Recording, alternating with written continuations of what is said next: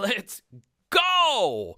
PHL fans, if you love Myles Brennan, well, you're in for a treat this week because we not only have this video today, but on Wednesday, we're going to do a film study together. I am starting to think Myles deserves the starting job back. Now, I did my offensive depth chart piece last week, and I thought Max Johnson has the early lead, but the more and more I watch this guy from Mississippi, this gunslinger, I'm just like, wow, he could really toss the rock. But there is an asterisk going into next season. If Myles Brennan is to be the quarterback, one thing needs to change, and it's something LSU needs to get right when spring ball happens in March. So go on ahead, subscribe to the channel, hit the notification bell so you don't miss all this Myles Brennan content. Let's go! So as you see here, Myles Brennan coming off the field after a long touchdown pass. Look at old Russ Callaway. I like the face guard and the glasses looking so fresh. So it's interesting. We've done a few Myles Brennan film studies, not only his Vanderbilt game, but his Mississippi State game where he struggled just a little bit. However, I have been talking about this one website a lot. And of course, I film an hour-long film study on a Sunday, but the following Monday, SEC StatCat does a deep dive on the LSU offense. Now, I have referenced this website quite a bit, and it's starting to become my number one resource for SEC stats because Clark and the gang over there really do a good job getting down into the nitty-gritty. And there is one shocking stat that should tell you that Myles Brennan is probably going to be the starter. But this is what really stood out. This right here. The most featured pass concept is what a lot of people call the best pass play in all of football. All verts. Now, what does that mean? Well, it means all your wide receivers are running go routes or just straight vertical. And sometimes it's called double go, as Clark points out here. And all verts, in order to run this play effectively, you've got to not only have some dogs on the offensive line, you got to have some receivers on the outside that can make some plays. So all go, only the air raid in Starkville featured this field stretcher more than the Bayou Bombers. So remember, Mississippi State never, ever, hardly ever runs the football. So the fact that LSU led the SEC in all goes lets you know that LSU is still a vertical passing team. But this is where it gets fascinating. LSU play callers like to get all verts going on first downs or on third downs, but it delivered a 40.9% success rate on 16.6 yards per attempt. Terrace Marshall Jr. was undoubtedly the most productive Tiger when targeted on all verts. TMJ caught 7 of his 10 chances, 5 resulted in touchdowns for 264 yards. No other pass catcher cracked the triple digits in this aspect. Now, think about all the targets that Cashapp started to get at the end of the year. Now, of course, he was robbed of that touchdown against Texas A&M, but still, so you don't have Terrace Marshall anymore, and what makes what he did last year even more special is that LSU failed to do this one thing well. LSU could not run the football really at all. And that is shown here by SEC StatCat. Average yards per run, 4.09. And SEC StatCat takes out sack yardage and whatnot. If you actually go by traditional stats, LSU was 106th in all of college football at 3.88 yards per rush. They had very little going in the running game. Now look, John Emery, we're still waiting to see if he could hit his potential. Ty Davis Price is also a guy in the mix. I think one thing that will help out both of them is Chris Curry is no longer in the mix. I think John Emery has a little bit higher of a ceiling. His broken tackle percentage was better than TDP's.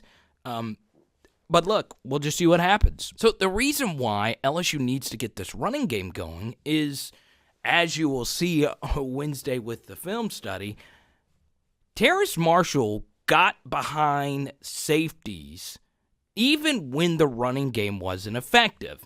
So what does that mean? Well, number one, that means that Terrace Marshall Jr. is obviously really freaking good at football.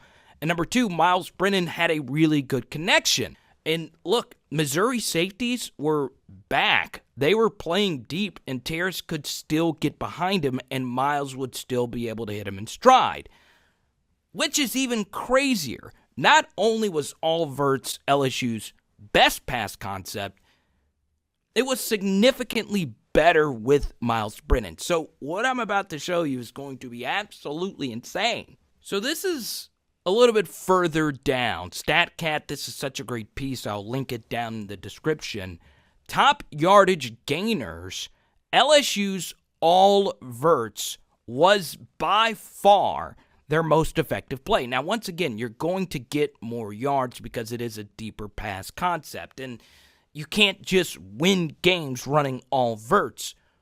But you go back to 2019, those vertical passing routes to Jamar were absolutely backbreaking at times. And it wasn't just Jamar, it was Justin and Terrace as well. Those deep passing concepts were not only effective early in the season, they were far more effective with Myles Brennan. All Verts was responsible for 6 touchdowns against 3 interceptions. Myles Brennan threw 5 of them, while accounting for 3/4 of the concept's output. We continue. No other SEC passer basically was close to Myles Brennan on this concept. The other 2 quarterbacks, a mere 26% completion percentage. Since Brennan and TJ Finley had the arm strength to make all Verts work consistently, all but one of their combined 19 attempts occurred in one-score situations, meaning it was part of LSU's normal offense. Only one of Max Johnson's took place in those spots. As a more West Coast-style passer, the coaching staff gave him more underneath and timing concepts in lieu of deep patterns. Over the final month of the season, only one targeted double go birthed an explosive gain. But thanks to Myles Brennan's early dingers, all Verts was LSU's top yardage gainer. Now, I'm going to link this piece down below so you can read it all, and it gets into running game and all of that. That's kind of crazy. And I know Jake Peets, DJ Mangus, and George Munoz are coming back, but this offense was still being called by Steve Ensminger, who was a holdover from the 2019 team with Joe Brady. So all Verts is a concept that is used in all offenses. And for this concept to work, like I said just a minute ago, the running game is going to have to get better. Because on this play in particular, well, and I don't want to get demonetized, I don't want to play the clip, but the safety was actually there. On a few of these plays, Myles Brennan was able to drop this ball into a bucket right over the head of the safeties of Missouri, and it still didn't matter. He did this actual thing twice, and one actually led for a touchdown. If the other one was perfectly thrown, it could have been a touchdown, but Myles was under heavy pressure, and you'll see that on the film study on Wednesday. But the thing I'm pointing out early on here is that obviously this concept would work better if safeties had to respect the running game, but Myles Brennan was able to make this concept work even when the running game wasn't effective at all.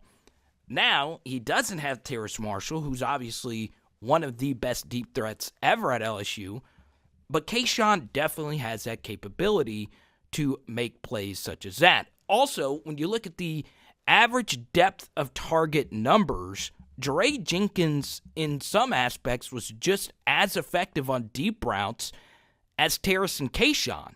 So LSU obviously has the receivers to get down the field. Deion Smith, Chris Hilton's coming in. Those two guys are actually really good at those very things.